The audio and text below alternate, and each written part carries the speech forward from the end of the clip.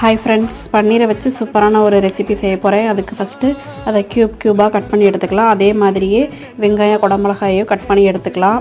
இப்போது மசாலா என்னென்ன சேர்க்க போகிறோன்னா மஞ்சள்தூள், கரம் மசாலா, குழம்பு மிளகாய்த்தூள், தயிர், லெமன் லைட்டாக புழிஞ்சு விட்டுக்கலாம். தேவையான உப்பு போட்டு நல்லா பிசைஞ்சு எடுத்துக்கலாம். நல்லா மிக்ஸ் பண்ணியாச்சு. இப்போது இதில் பன்னீர், ஆனியன், குடமிளகாய் எல்லாத்தையும் போட்டு நல்லா பரட்டி விட்டுக்கலாம்.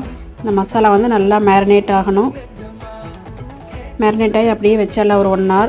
அதுக்கப்புறம் இந்த மாதிரி ஸ்டிக் எடுத்து இந்த மாதிரி குடமிளகா ஒன்று, அடுத்து ஒரு ஆனியன், ஒரு பன்னீர், திரும்பவும் அதுக்கு மேலே குடமிளகா, ஆனியன் இது மாதிரி லைனாக அடுக்கி வச்சுக்கலாம்.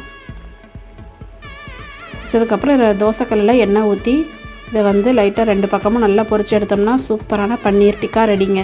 வீடியோ பிடிச்சா லைக் பண்ணுங்கள், மறக்காமல் நம்ம சேனலை சப்ஸ்கிரைப் பண்ணுங்கள். தேங்க்யூ.